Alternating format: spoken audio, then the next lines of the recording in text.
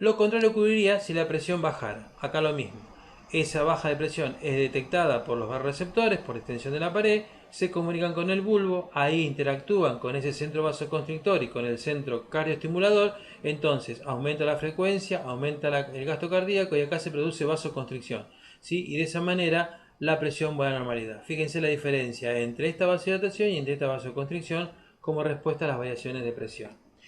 En el caso de que el problema estuviera a nivel de lo que lleva la sangre, es decir, que baje la presión parcial de oxígeno, que baje el pH y que aumente la presión parcial de dióxido de carbono, que es una sustancia de desecho, lo que hacen es estimular, ¿qué cosa? Estimulan al centro vasoconstrictor y al centro cardioacelerador, ¿sí? Entonces lo que hace es vasoconstricción, aumento de la frecuencia, aumento del gasto y de esa manera aumenta la presión arterial. O sea que esto se produjo porque la presión arterial estaba baja, ¿sí? Cuando baja la presión, baja la PO2 de oxígeno, baja la PO2, baja el pH y aumenta el dióxido. Entonces lo que hay que hacer es subir la presión. ¿Mm? Por último, el segundo mecanismo dentro de los mecanismos de corto plazo tiene que ver con la mecánica vascular, es decir, con la vasoconstricción y la vasodilatación. Acá tenemos que tener en cuenta que una arteria normal, que es este corte sagital que están viendo acá, tiene tres capas. Esto que ven adentro que es el endotelio, esto que ven más grueso que es la capa muscular y esto que ven por afuera que es la adventicia. ¿Sí? Fíjense, las diferencias de diámetro tienen que ver con vasoconstricción y vasodilatación. Para que esto se produzca, necesito que este endotelio normalmente libera óxido nítrico, que es una sustancia vasodilatadora.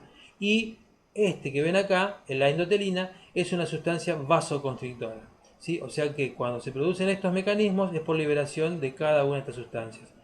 El ion calcio, la importancia que tiene, ¿sí? Es que para que ese músculo se contraiga o se dilate, necesita de la entrada de calcio. ¿Por qué les menciono esto? Esto para cualquier músculo, para el lícido, para el esquelético, todos necesitan calcio. ¿Por qué les digo esto? Porque una de las drogas para el tratamiento de la presión arterial tienen que ver con bloquear la entrada de calcio. Dicho esto, lo que nosotros tenemos es que si la persona está con hipertensión, básicamente, y permanece en el tiempo, básicamente se va a producir una lesión en el endotelio, que es lo que viene en la guía, y esa lesión hace de que no se libere más óxido nítrico. Entonces, ¿qué cosa? No hay vasodilatación, entonces va a quedar con una vasoconstricción permanente, moderada. ¿Por qué? Porque va a liberar solamente endotelina. Entonces, fíjense que en una primera instancia tenemos una pequeña dilatación, pero a medida que la presión arterial no se corrige y permanezca en el tiempo, fíjense la vasoconstricción cómo se va a ir acentuando. ¿Y eso por qué? Por el hecho de que como la presión arterial en la luz del vaso no baja, esta pared ejerce justamente presión para comprimirla y provoca lo que en definitiva va a ser el remodelado vascular, ¿sí? O el hecho de que quede un músculo hipertrofiado con una luz disminuida. Tengan en cuenta que eh, para que esto se produzca, obviamente va a llevar muchos años, mucho tiempo para poder llegar a esto. ¿Mm? Bien, dicho esto, pasamos al mecanismo de largo plazo. Y acá tienen que ver con el manejo del riñón y el sistema renina-angiotensina-aldosterona. Dentro del manejo del riñón, sobre todo acá lo más importante es el manejo del sodio.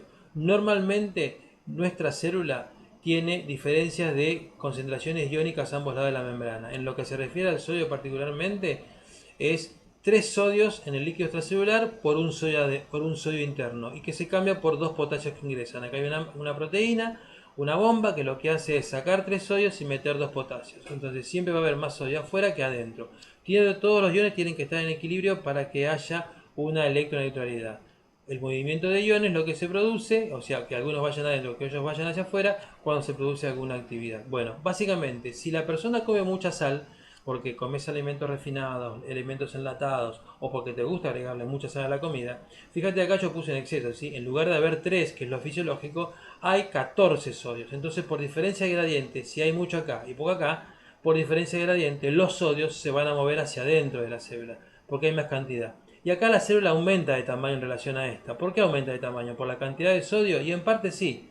Pero lo otro más importante es que siempre que el sodio se moviliza, lo hace de la mano del agua. Siempre que entra un sodio, entra una molécula de agua. Entonces el aumento de la célula, lo que me está queriendo decir es que hay un aumento de sodio y de cantidad de agua.